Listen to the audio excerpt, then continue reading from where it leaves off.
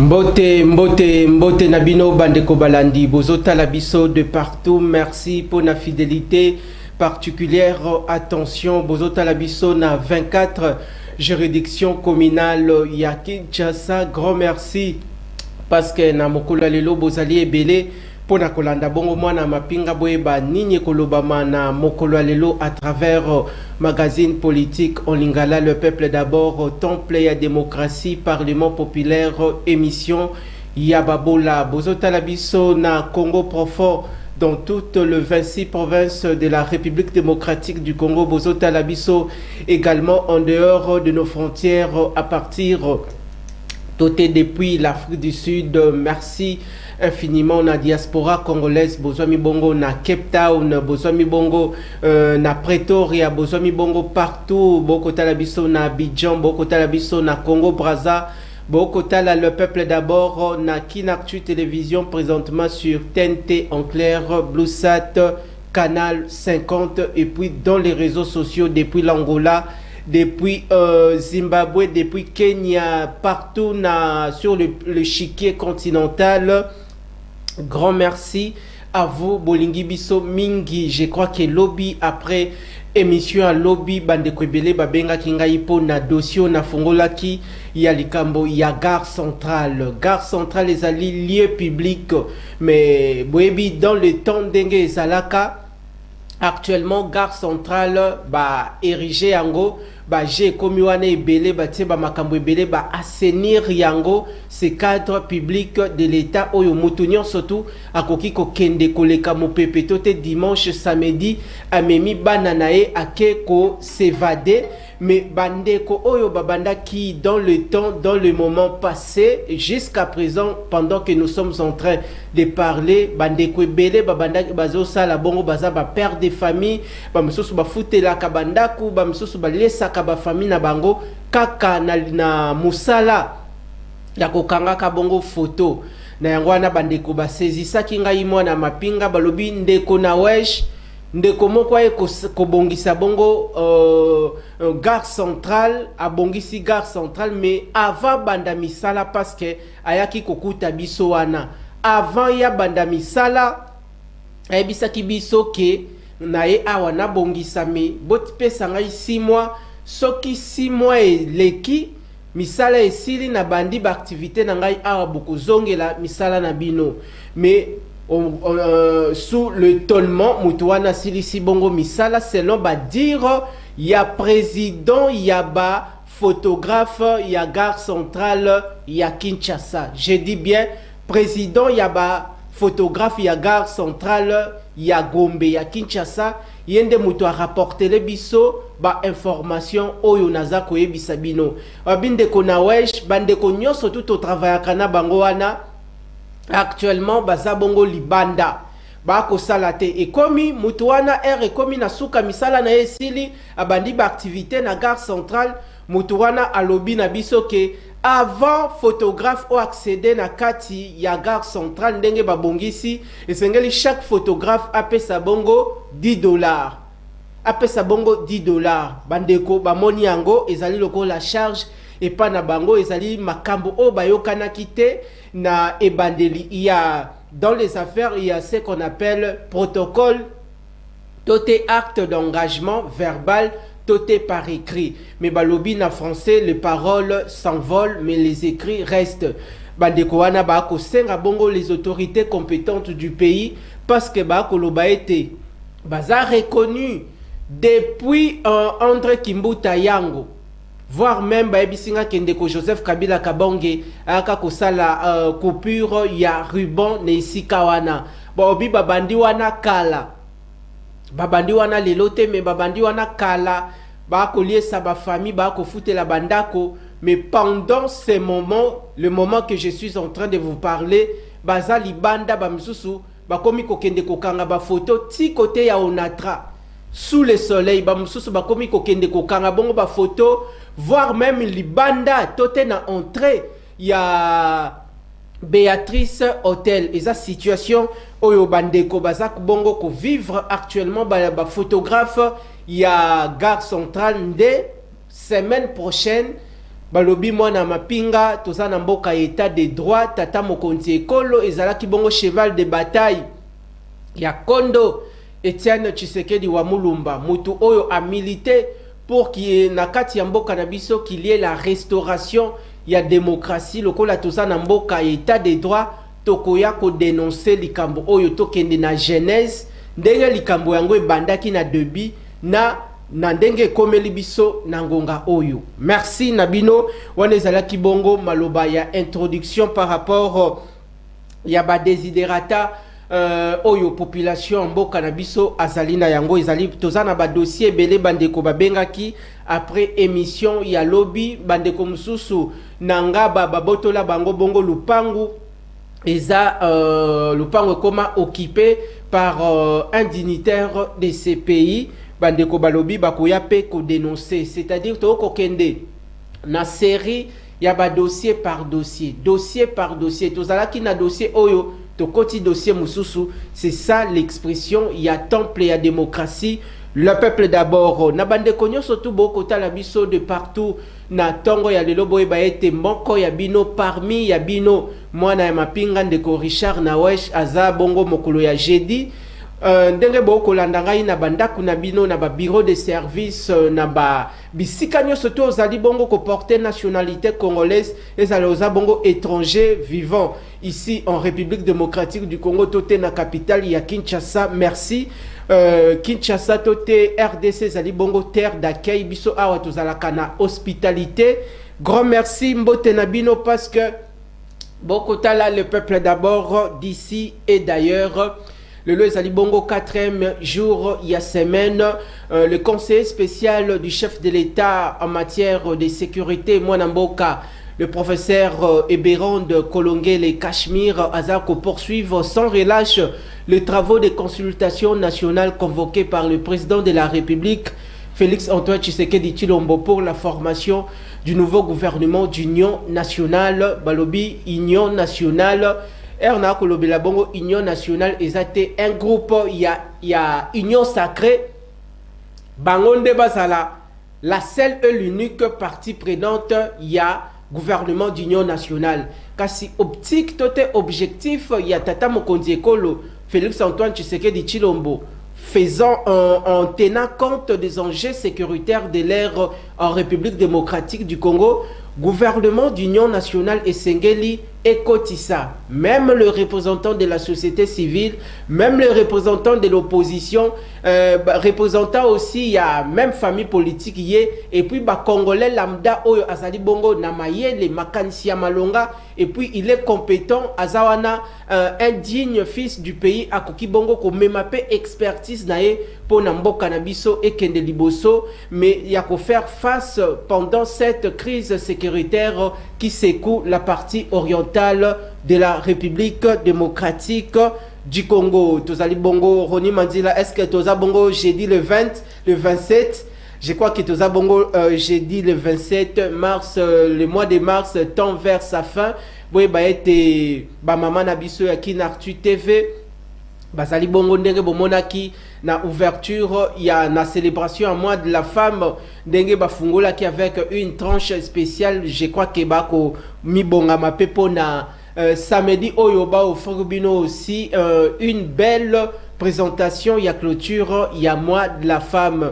Heureux mois de la femme na ba mama nyonso tu ba bota biso bilenge ba ndeko nyonso tu ndenge boko mona ngai mwana mapinga na utipe na libumu ya mama mbote na yo mama Thérèse depuis quelque part maman Lisette Mboula mbote na yo pe esika ozali je crois que okomi bongo na sourire merci na ba maman nyonso tu ya partie est du pays, surtout précisément victime des guerres surtout Sud Kivu, Ituri, Nord Kivu et puis à l'ouest de la République démocratique du Congo.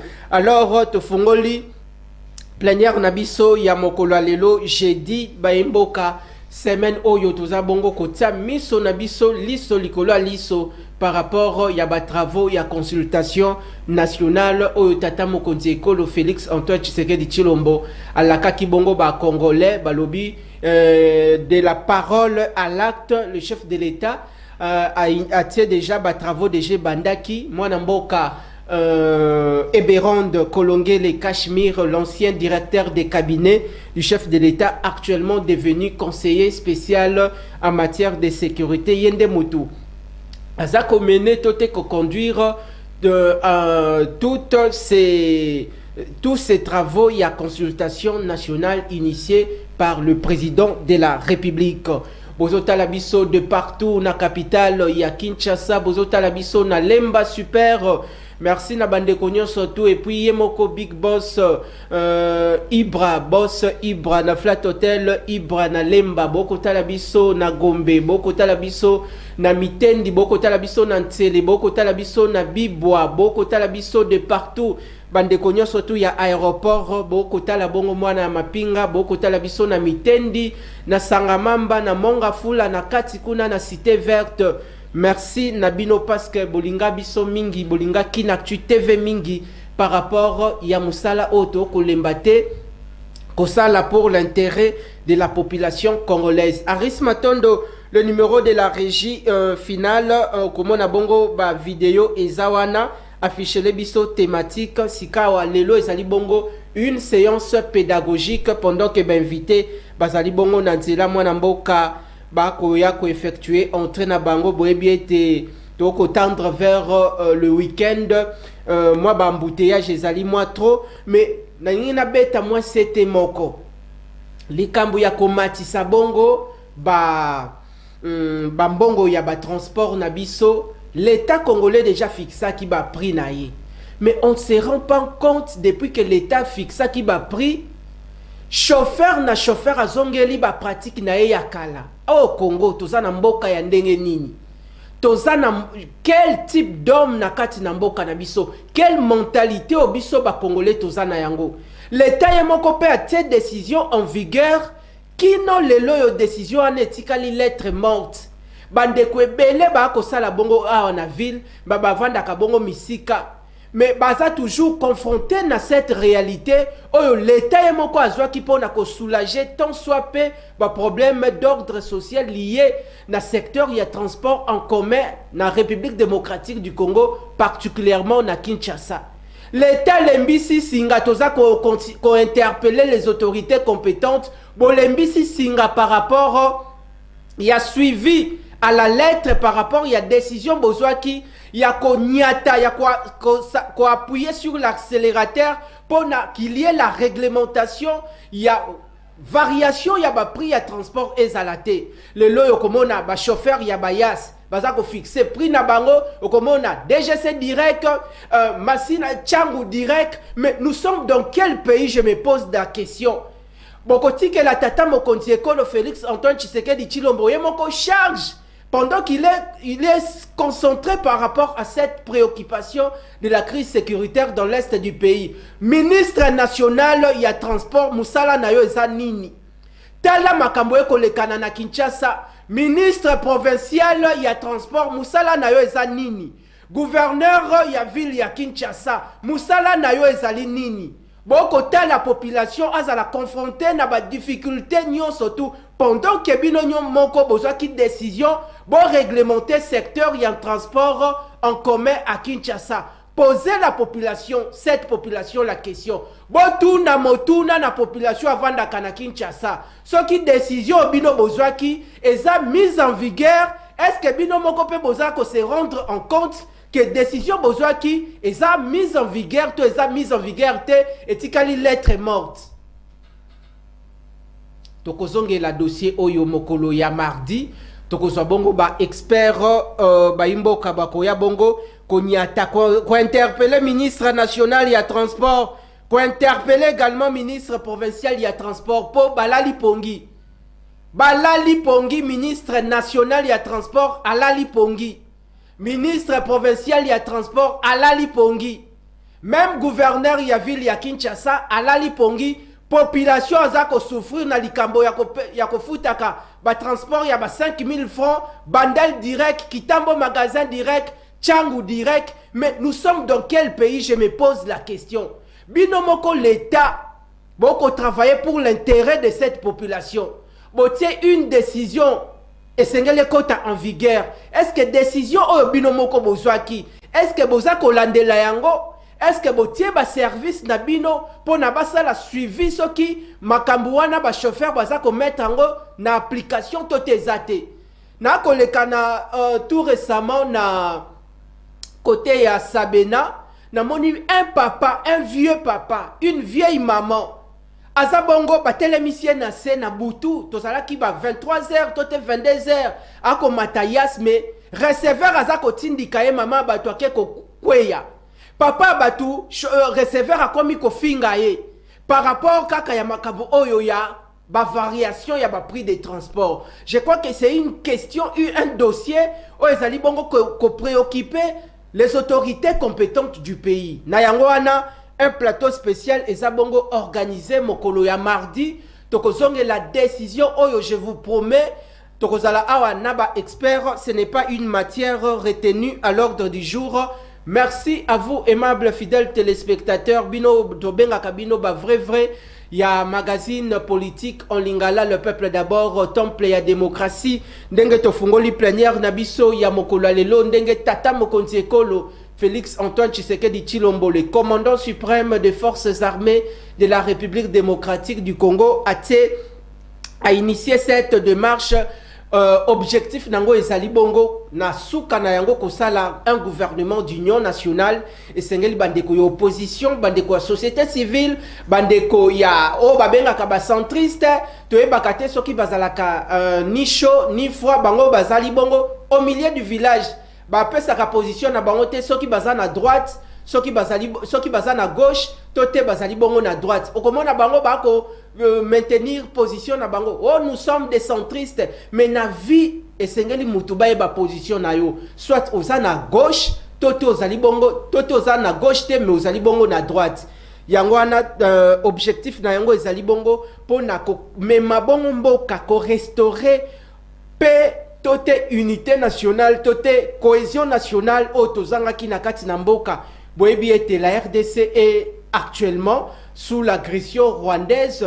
Oyo ba rebelle ba imposer les biso na yangwana tata mokonzi ekolo en sa qualité ya garant ya sécurité nationale azali bongo alati likambo yango ekomi lokola cheval de bataille na ye ekomi kutu cheval de bataille te mais azali bongo cheval de bataille na ye azali bongo pleinement kobunda makasi pona na fait mon amboka Eberond Kolonge le Cachemire, le conseiller spécial en matière de sécurité, a kosilisa musala nae, ya ba consultation, yé a komema bongo rapport pour déposer au chef de l'État. C'est le chef de l'État o ndeye mutu a kose décidé na suka ndenga nini a komonela mboka ndenga nini esengeli amema mboka pendant cette période ya crise sécuritaire na partie orientale de la République démocratique du Congo. Na yangwana nde lelo to ko sala bongo un plateau spécial pour na kolobelela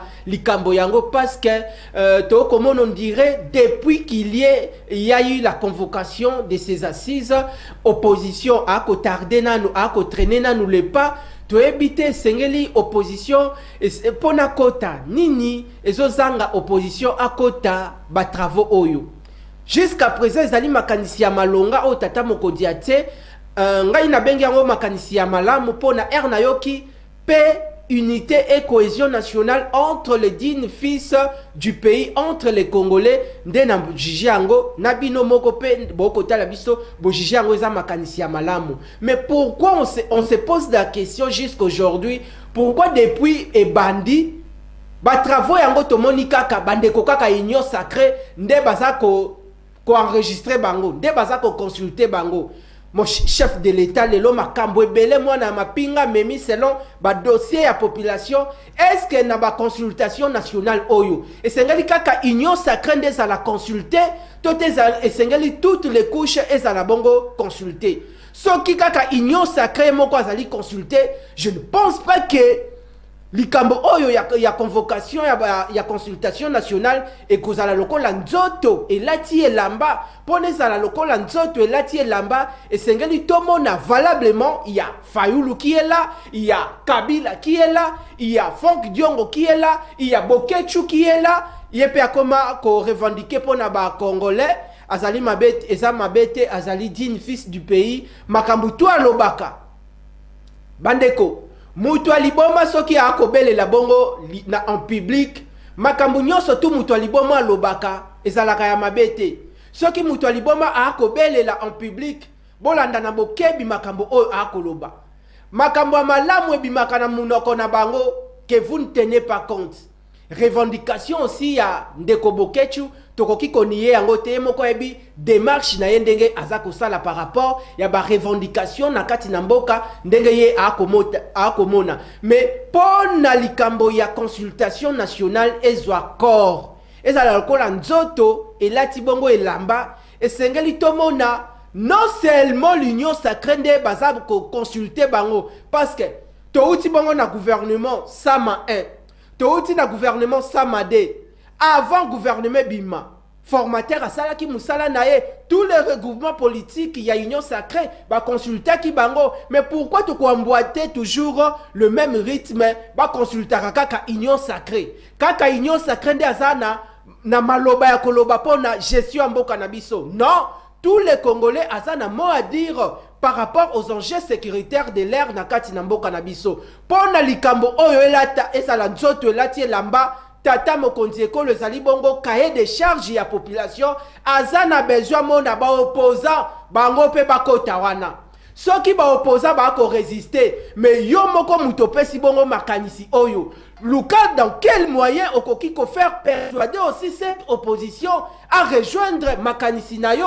parce que idée ezali la cohésion nationale, l'unité et la cohésion nationale entre les Congolais. Mais ce qui kaka tomoni kaka union sacrée moko aza consulté, c'est-à-dire likambo oyo eza lokola penalty yango oyo me joueur abeti na Echaber. Tote abeti oli atabi poto vide abeti na Mupandi. Alors il est temps maintenant parce que les travaux se poursuivent, ces activités se poursuivent. Yomoko tata mokonzi ekolo luka dans quel moyen du possible okoki ko ramener okoki ko persuader cette opposition oyo pas na part na ye ya responsabilité et sengali oye bape opposition ngo aboyi kokota pona nini oyo kaenanu pourquoi na pesi makanisi pona unité pe cohésion nationale na kati na mboka mais pendant que nous cherchons l'unité la cohésion nationale à l'interne pona monguna azwa moyen ya kokota na kati na mboka te lelo mboka na biso ba institution ezala déstabiliser mais nini ekosala ke opposition à rejoindre quand ote parce que tolobi likambo ya Congo esengeli pendant que toza bana nyonso tu ya ndaku tokoswana pendant que tokoswana mais lorsqu'il s'agit des questions étatiques esengeli to mettre ba divergence na biso de côté.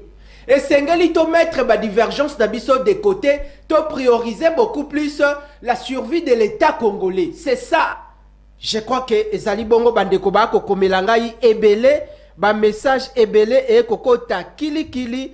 Merci na bandeko nyonso tout boko tala le peuple d'abord nangonga oyo, ozana besoin ya kokoma. Na WhatsApp, le numéro est là. Vous avez besoin de la biso message ordinaire. Vous avez un téléphone yaki kalakasa. Tote téléphone songolo pakala. Comme la biso message na ordinaire tote. Vous avez un téléphone Android. Comme la biso na numéro na biso ana sur WhatsApp. Tozali bongo ko poussa na ndeko Aris Matondo. Je crois que bilili ozali na yango ba consultation bandaki. Avant maintenant to kota na ba dessous des cartes makasi parce que le loyo tata mokonzi ekolo bako sayote. Boya makambu ya ba déclaration. Boya nangonga oyo makambu ya ba déclaration ya ba chef ya ba regroupement politique ebele basa bongo na kati ya union sacrée. Nangonga oyo komona bango ba déclaration e bandi ebele ba déclaration ba ko sala la plupart parmi bango ba déclaration nyonso tu ba ko banda ko sala ezali na makanisi ya koluka positionnement na bango. Ezali na makanisi ya koluka bongo positionnement na bango. Akota M sous 2 personnes nae, akota M sous 3 personnes nae, akoma peut-être ministre, mais est-ce que idée nangonga oyo ezali ngai na élection ya décembre na bimisaki 87 députés, ngai na élection uti kolekana na bimisaki 135 conseillers municipaux, nangonga oyo le gouvernement d'union nationale, il ne s'agit pas que qu'on puisse tenir compte ya poids national, autorité ya poids politique, allais-je dire.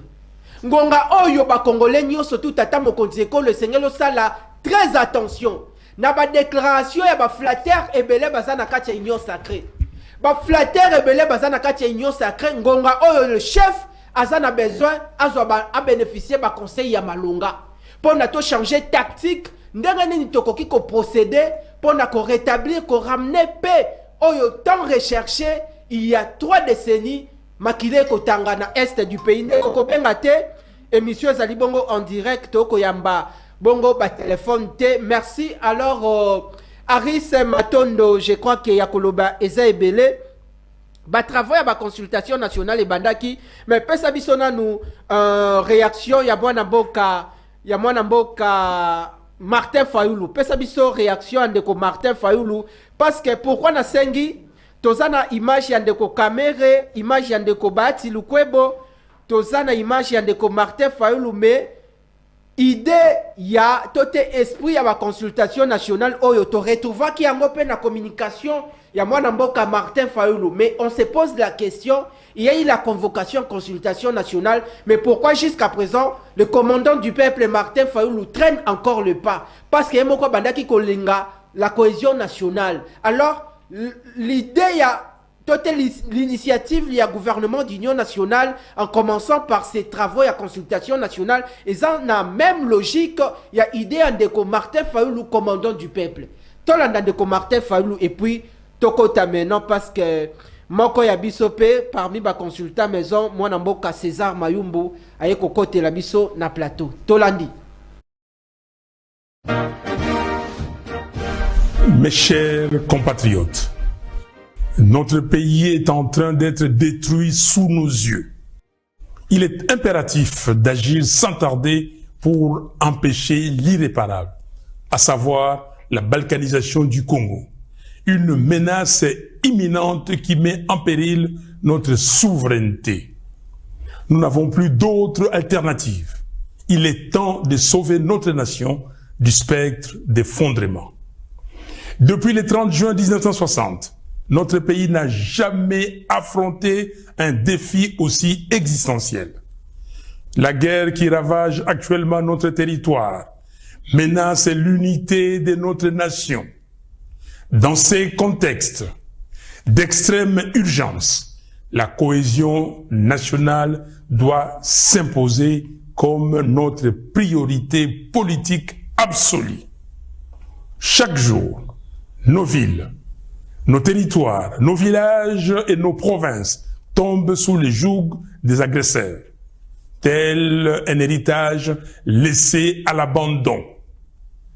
Combien de morts faudra-t-il encore pour que nous prenions pleinement conscience de l'urgence d'unir nos forces, de transcender nos divergences et de trouver une solution pour préserver les 2 345 410 km² de notre territoire. La balkanisation du Congo, insidieusement orchestrée sous nos yeux, ne saurait être tolérée. Nabino bandeko balandi bandeko bele bakomelinga ba message awa soki ba message mususu natangeli bino ezali ba message oyo koki kotsa bino diki ekoki kosekisa bino na comprendre te ba message mususu oh la merci na ba congolais bokota la biso de partout bobenga te monsieur ezali bongo le direct. Nous faisons un plateau spécial pour parler essentiellement des consultations nationales convoqué par les soldats, le commandant suprême des forces armées de la République démocratique du Congo, Félix Antoine Tshisekedi Tshilombo. Nangonga o tozana guerre, tobenga katata mokonzi ekolo, chef de l'État te, tobenga kaye le président de la République te, tobenga kaye le commandant suprême des forces armées de la République démocratique du Congo. Sengeli to kendaka ngo na angle wana parce que tozali bongo na bitumba na kati na mboke sengeli congolais nyoso to akotala émission okotala biso na Congo profond na Sando na Likasi okotala biso na Tanganyika na Kasai central Grand Kasai Mobimba bolinga les peuples d'abord mingi Grand Équateur partout dans les coins et recoins de la République démocratique du Congo et puis sur le chiquier international merci na ba congolais boko komela biso depuis les États-Unis d'Amérique depuis Canada. Merci Nabino Nabosanité Mwana Mboka et Menzinga depuis la France oyo ako saluer musala oyo toza kosala toyambie na mokolo lelo Mwana Mboka César Mayumbu libre penseur élu du peuple une fois de plus boye malamu fala kito démarrer na yo ensemble mais ba bisi biso Roni Mandila réalisation ba signaler biso que comme il a retard, il faut qu'il bandana ensemble, on dirait les cambouis embouteillage. Na habité na utibongo konyata awa que l'État congolais moko azwa ki ba décision, il y a les cambouis ba variation ba prix à transport mais til le tikala lettre morte ministre national a ebi sous thème makamboni nye ko le kanana terrain.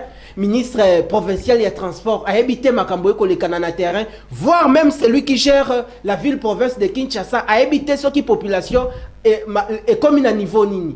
Au Kosalana biso mokolo ya mardi, s'il faut peut-être que la mukata 4 heures pour na koma à temps, tokosala yango pour servir la population. Pendant que bango baza kopesa bango ba poste ministériel, biso awa toko bundela pona intérêt ya population. Bozo ba poste ministériel, bozo ba poste ba mandataire public. Mais biso toko kemba ensemble la population. Élu du peuple, boye malam. Merci Ndeko, journaliste Nawaj pour na plateau Pesibiso. Tomeka ko lobela peuple ya balandara biso à travers l'émission Le Peuple d'abord. Très bien. Vraiment, c'est encore pour moi un plaisir de retrouver Plateau.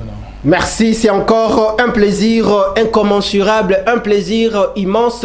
Et qu'on retrouve gigantesque Plateau, te présenter nos condoléances le plus attristé na maître Eli Beni Kamalenga parmi nos consultants maison. Moi Nanabiso Prez, Leki Nabiso Prez, accueilli papa maître Eli Zwa Makasi Nzambene Mutu Apesaka Nzambene Mutu Azwaka. Je crois que la vie est continue, osa en vie et sengeli to sala lisusu mienzamba ko bongisa yebelo eza liboso na biso. Moi Namboka boyi malam une fois de plus les consultations nationales convoquées ou lancées par le président de la République depuis Bandaki lecture nini yo sali est-ce que ça makanisi ya bien to raté zali sengela ki chef de l'État a procédé bongote. Bon merci pour la question de journaliste. Je crois que consultation nationale, c'est inspiré dans la réalité on peut vivre ici parce que tu constates qu'il y a trahison belé. Oui, moi je crois dans le bar toujours et ça va vie na bisonde to pesi pour organiser un secteur pour tout le monde a bonheur. Mais depuis tout bandi cycle électoral na mboka Lelo, je crois, 4e cycle. Tu dois reconnaître plutôt ma guerre. Oyo, on est salibasa la sous gouvernement bazo la Union nationale.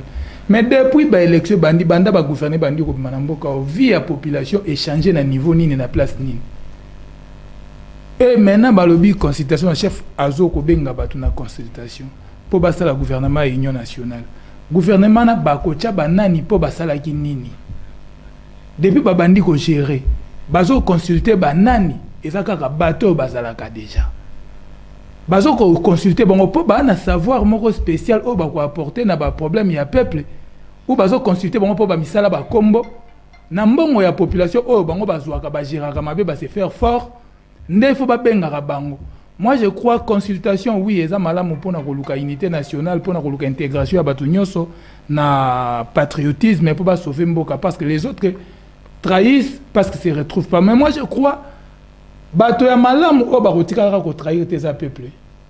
Peuple ndé a retrahi ça kate. Donc il est faux koluka pena na kati ya peuple bato ya malamu o bazana mayele. Je ne dis pas ba o ba géraba mayele te. Bazana mayele mais bazana moralité te. Excusez-moi bongo parce que to moni ba détournement o bango ba salaka. To moni à chaque fois na ba rôle ba pesa bango ndenga ni ba gérer la yango. Pe to moni yango conclusion la vie na biso échangeara te c'est que ba gérer malamu te. Pour normalement est-ce que bato bazo consulter tant ba koluka ba tout na expertise na secteur tel au sala pena nini ou ba ko pesa ka pasa na combo tel. Ou pas chef ya regroupement tel ne ba pesier ministère ou beso kini ne ba bengi ba consulter. Non. Mais il faut vraiment ezala, même à travers, je ne sais pas, format nini, il a fallu ça la pour consulter les populations d'une manière générale. À travers, représenter, Luka, même dans l'église, dans l'institution, place, dans la structure, dans la société, oh, batu bazali ko sangana. Oh, cause na crème moko wana ba Luka. Mais s'il faut pas ça la ngo kaka par rapport aux politiciens, même si ceux qui se disent il y a la société civile. Soko landi, au moins na bazaka kabatu na bango ba place, bazana ba tendance. Ils sont pas vraiment na idée à coloquer la peuple bonheur. Moi, je crois, consultation avec l'idée du gouvernement et l'Union nationale, ils agissent pour satisfaire les appétits politiques, pour bazo les lanzala, ou yaka kazizualia, pour otika makelele. Ils ont un esprit wana, ils ont un esprit que Congo et une solution durable pour na bola mona. Merci Nayo, élu du peuple Bandeko Komelabiso. Je crois que de la même manière, tous allez bongo procéder avec une série de questions. On a ramassé aussi les différentes questions aux populations azali bongo ko poser. Ah déjà il y a une liste Bandeko bako koma na WhatsApp, bako koma pe na message ordinaire. Le binabanda qui ko partager ensemble en huis clos nande komoko to ko lobela makambo mboka to ko discuter parce que biso ngonga na biso to lekisaka yango na ba discussion pona moi ko enrichir les sous connaissance de komoko ebisingai ndeko na wej zela kaka soki gouvernement d'union nationale et koti okomona guerre ndenge ezosila. Est-ce que les loyo likambo ya est du pays pour la guerre oyo et s'il a définitivement qu'il y ait cette riposte intangible, cette riposte oh tata mokonzi ekolo e moko la kaka alobaka que la riposte de la RDC sera impitoyable. Pendant que tu as causé la riposte impitoyable wana, est-ce que c'est ngeli tozela yango na sorti à gouvernement d'union nationale que makambo surtout et ko changer même jaune et commis noir, même blanche, couleur blanche et commis bongo verte. Je ne crois pas que Ndekwana Alimbisanga pour n'a raison qui m'a mouté parce que il y a des choses qui se font par de principe. Très bien. Donc ils ont comme il faut singuler ça la mana principe na bateau basali ba science wana ya ba gestion ya mboka ya ba guerre ya nini balobaka pour que mboka za la makasi faza na armée ya makasi. Poutine abundaka na Union européenne yemoko. Mais parce qu'il est fort, bazo potan a plus de 27 pays, 23 basangan mais ba ko kaete. Moi je crois gouvernement union nationale et sa satisfaction il y a ba petit politique, il y a ba politicien. Ezalité voix oyoketilisa. Moi je crois et que zala ko fait retarder encore mabe. Eza lokola nde tozaki ba mikolo sakanosoki ozui moi salité moko tche likola pota po esipana makila. Mais or peut-être qu'elle na kati. Ce qui va bimisi gouvernement bako ezala déjà sous accord moko boye cahier des charges aux lignes de conduite moko ba repesa. On a ko se sentir frustré à la longue. Na lo baka guerre eza fruit ya ba accord. Eza fruit guerre o na no fruit ya ba accord. Au gouvernement union nationale parce que epi na cadre légal na yango ya gestion ya mboka mais ba lo ka so ba sala loko moko légèrement ezala libanda ya constitution. C'est-à-dire ezala et va dans un accord moroboé au baro signé. C'est-à-dire aussi longtemps congolais Aza qui pide le Koso, ce cas se retrouvé à Ozongara na des autres. Donc exact que gouvernement exact sous quoi il problème na babiloko oyo.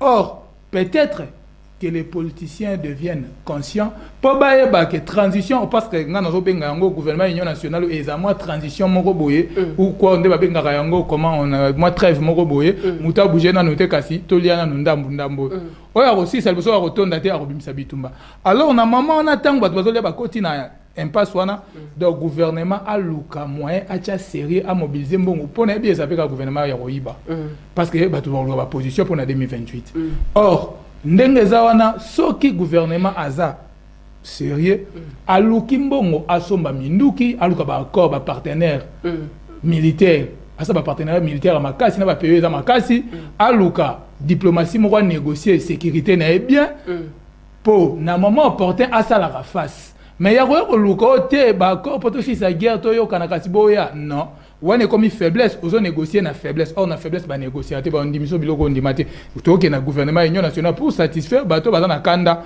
opesa ba lembisa mais soki pe ba sepelité ba retroubler yo kaka Deko César Mayombo, en toute responsabilité, pensez-vous que le chef de l'État a Kokamba réellement boka bien? Selon yo, vous allez congolais, vous allez bongo quinois, ou maîtriser le vécu quotidien de la population parce que vous êtes leader d'opinion, vous allez bongo notable. Est-ce que Tata Mokonti Moko a Kokamba bongo boka bien? Tolingite, tolobake Tata Mokonti a Kokamba kimboka malamute na fin ya mandat na ER, tomoni asa bongo musika. Tokomi kolekana ba TV Tata Mokonzi Ekolo en son temps akamba kimboka mabe. Outi kolanda o asali na premier mandat nandinga ko conduire le deuxième mandat. Est-ce ka ko kamamboka bien tote akambimboka bien te. Mutuna mususu ezali. Tomoni le gouvernement Sama 1. Gouvernement Sama 2. Tomoni gouvernement Souminwa. Tola mukaboe convocation des consultations nationales. Est-ce que la convocation des consultations nationales selon yo et kokiko silisa ba problème ni et kokiko silisa o Tata Mokonzi Ekolo a raté na premier mandat que sengeli na deuxième mandat ko corriger yango tote gouvernement d'union nationale mission na yango ezali ko s'atteler tote ko s'apaisantir sur la question prioritaire de l'est du pays. Déjà, gouvernement, parce que quand on gère, il y a aussi les moyens qu'on doit mobiliser pour nous gérer. Or, Congolais, ils ont le rôle à couper, ça y est, les moyens, ils ont le rôle à bitabe. Donc, à ta, ils ont qui réseau, ils ont qui pour n'habitabe, makaka rotikana, ils ont qui primordial, à Rolandana habitabe. Fourmi à toi, là, ça qui est, oh, ils ont le rôle important pour nous, mais rotikana, qui n'a sucre. Le roi Soso Nangouba. Donc, politiciens congolais devant Bongo. Embouteillage, on a mon embouteillage, il suffit seulement de mettre du sérieux dans le secteur. Au bâtiment, qui peut dans le secteur, embouteillage, ils en ont raison, exact. Mais c'est-à-dire, bâtiment gérer le secteur, place où ils en ont bongo. Mais place où ils ont vie à Batueza, mais comment on dit, ils ont courante, place où on a bango, bâtiment non importante. Donc, pour dire que notre gouvernement soumis, plutôt, gouvernement Union nationale, et que satisfaire et le Gotobi Sama 1 Sama 2 soumis nos consultations pour le gouvernement de l'Union nationale. Moi je crois que c'est les mêmes causes dans les mêmes circonstances produisent les mêmes effets. Les mêmes personnes dans les mêmes contextes à gestion et à pouvoir. Donc, bako produit kaka et l'autre côté n'engé zalaka parce que ce sont les mêmes acteurs. Na ba conflit kaka, bako tangura de bako tana ba cop dialogue, consultation to yebi n'engé basala bako koto aux affaires, pe bako se comporter kaka n'engé moko. Ceux qui bako bajira qui légalement na sama 1 sama 2 na soumis no na de bien va to comment basali ba pesi biso lo to ndako zelate.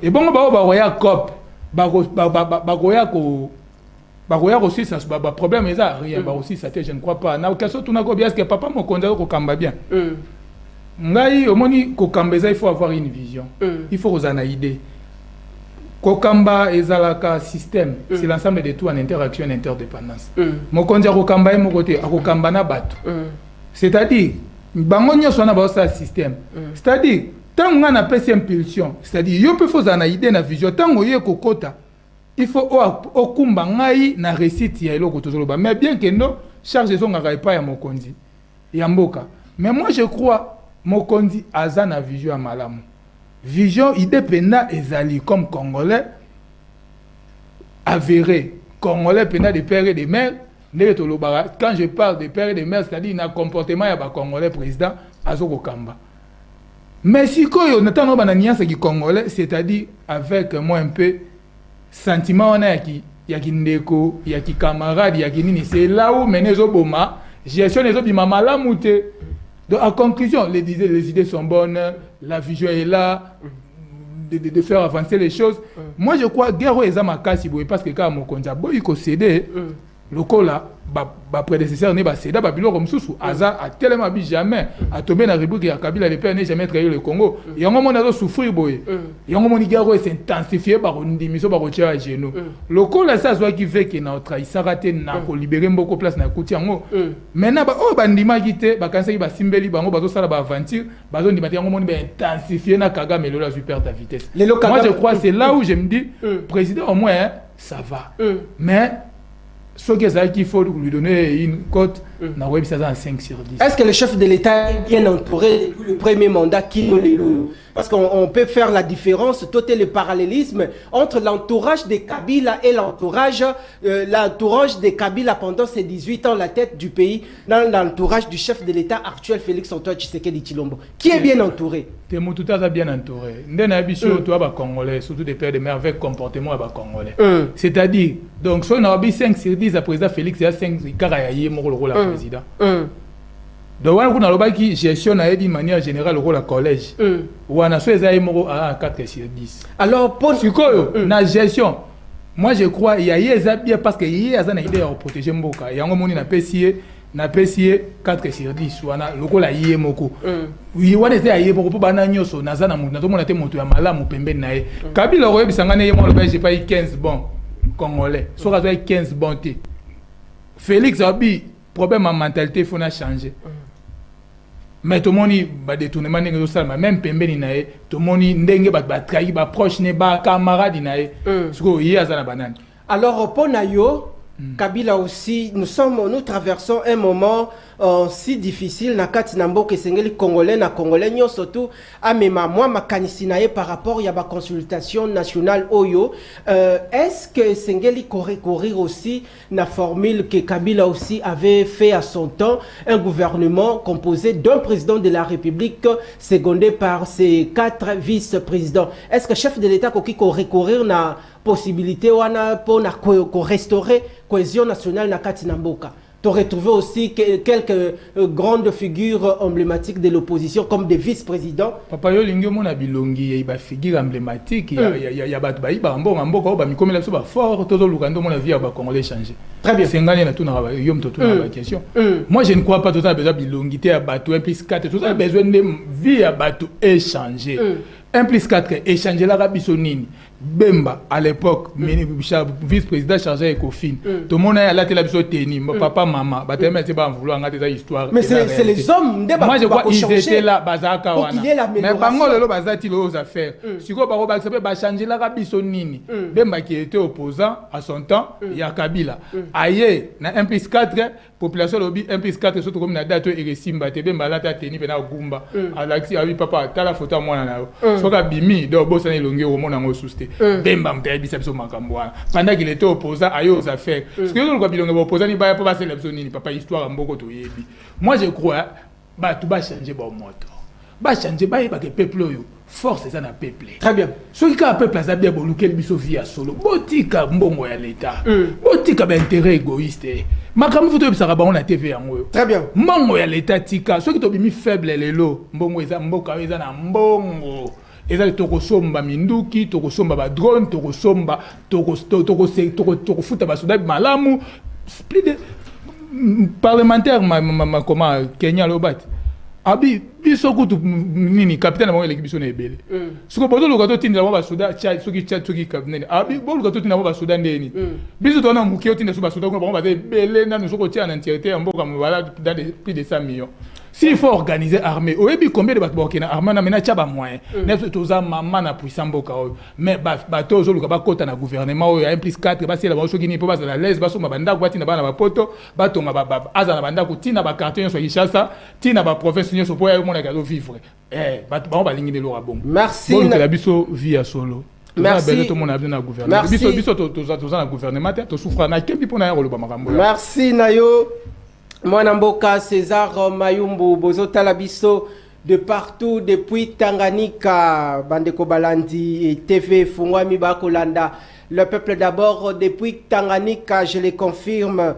Et pas Yamokambio à Kokamba Bongo la province, le gouverneur Christian Kitungo à Tobo Sanité na Lualaba Fifi Masuka Saini yaya o ya mwasi aliesaka bongo ndako mobimba. Tozali bongo kopusana baimboka bakokoma ba message belé important bakomi na kotanga message ya ndeko moko.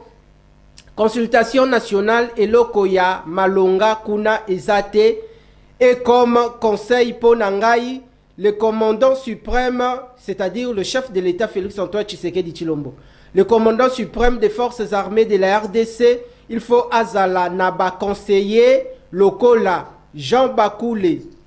Azala naba conseiller lokola Jean Bakoule. Félix Wazekwa. Ndeko Félix Wazekwa nini? Oya musicien, to Félix Wazekwa mususu. Jean Bakoule, Félix Wazekwa, Roger Baka, évangéliste, pasteur Mbotenayo. Roger Baka, Kofi Olomide, oh, na Kofi Akotiawa.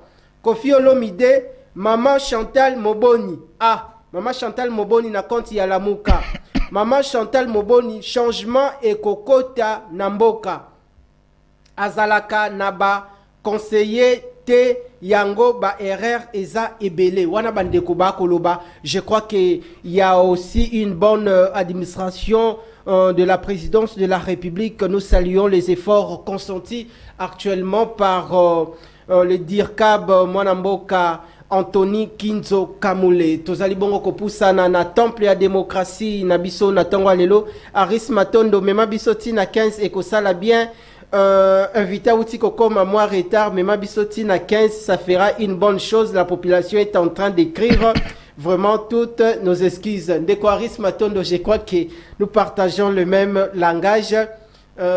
Tozongi bongo na ngambo ya réalisation pesa biso makanisi ya mwana mboka Modeste Bati Lukwebo après avoir okende ko solo là totalandie ndenge aselivaki devant le chevalier de la plume Tolandi sacré tel que présenté, et nous au niveau de l'AFDC allié, nous avons encore des choses à dire là-dessus, surtout à la suite du comportement du secrétaire permanent qui se met au-dessus des chefs de partis politiques et chefs de regroupements politiques.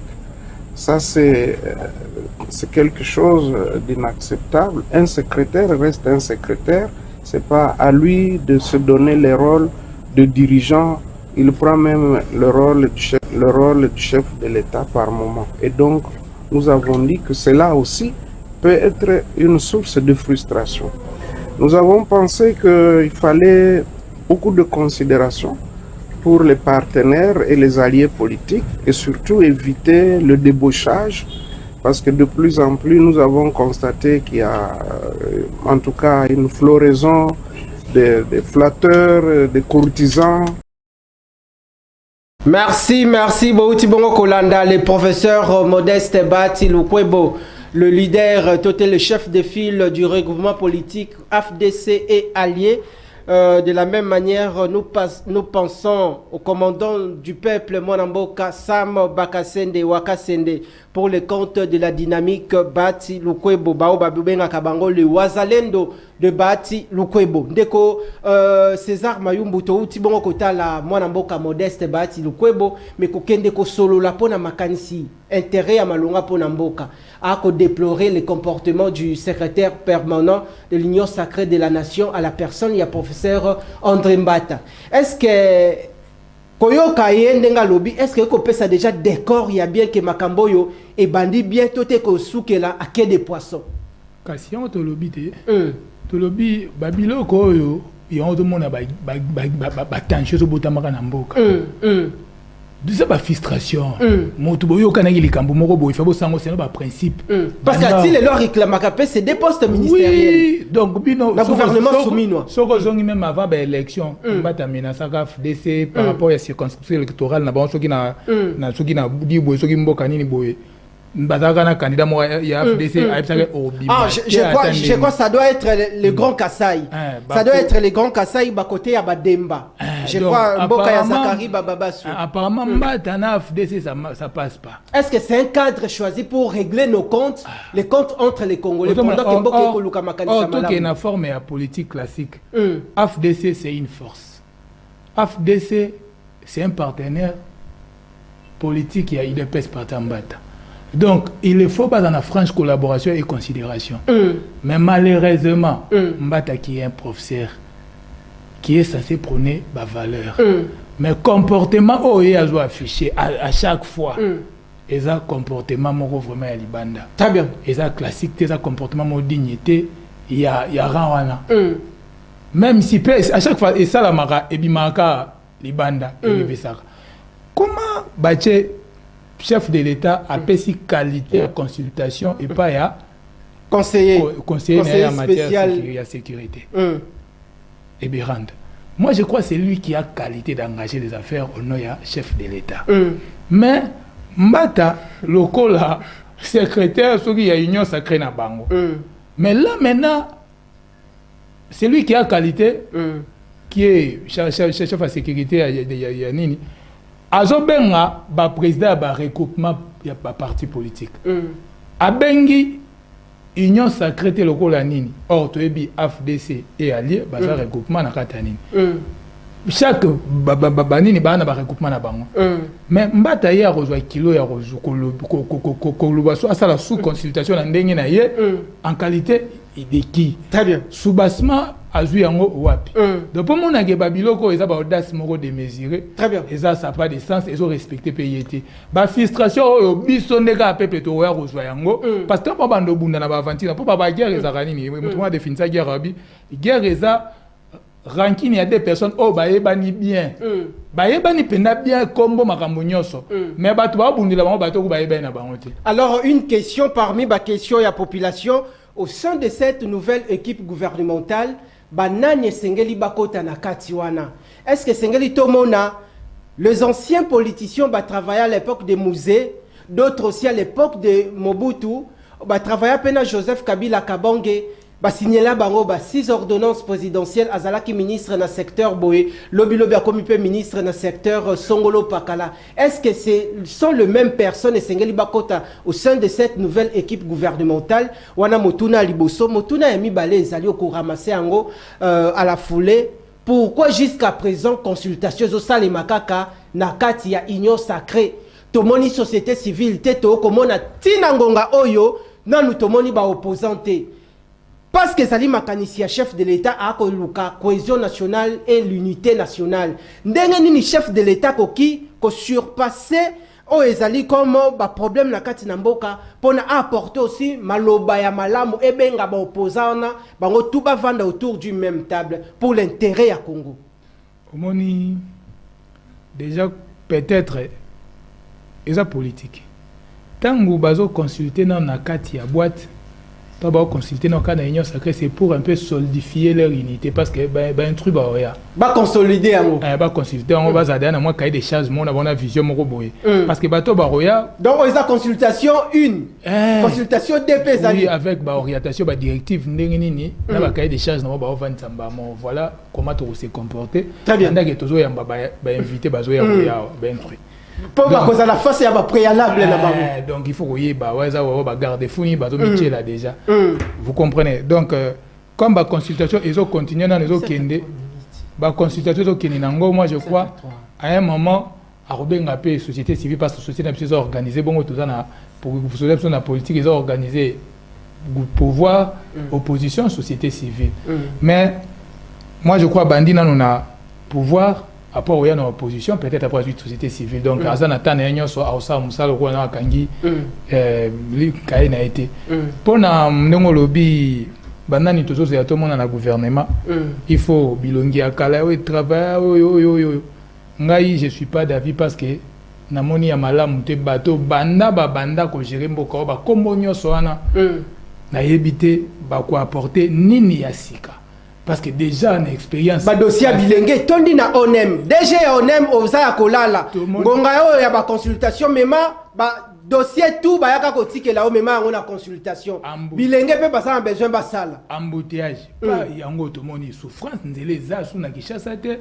Na intérieur kolobate ba nzala moko boye donc bato kufa ba guerre pai ngana okuna capitale awa. Oyo to zakana bango ba konzi.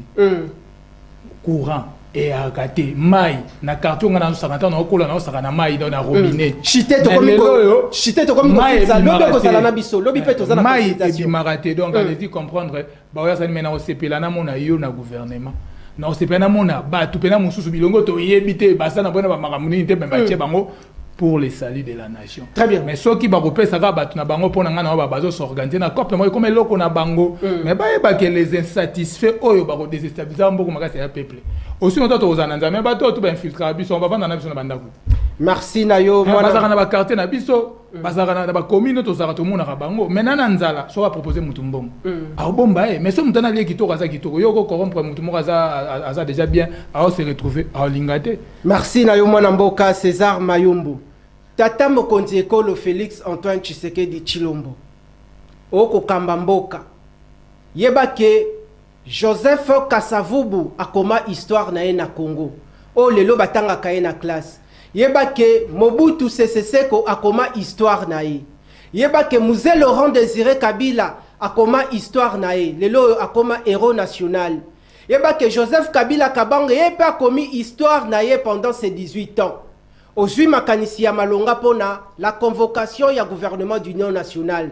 Mais eloko kaka bandeko ba ko décrier depuis bandi nanu ba monya ta figure moko te ya opposition. Alors, selon makanisi na yo moko, est-ce que gouvernement parce que okoluka la cohésion nationale, les renforcements ya cohésion nationale na kati na mboka. Est-ce que koki kozala na maloba moko te benda bandeko wana baya bosolola? Est-ce que yo lingi kaka consultation si là qu'il n'y ait pas d'autres parties prenantes? Et monsieur Sili Koutani lobby vendredi pour un autre plateau spécial par rapport à la consultation nationale. Binoboko makaba ministre Kasibiso Toko Bunde la peuple. Matondo.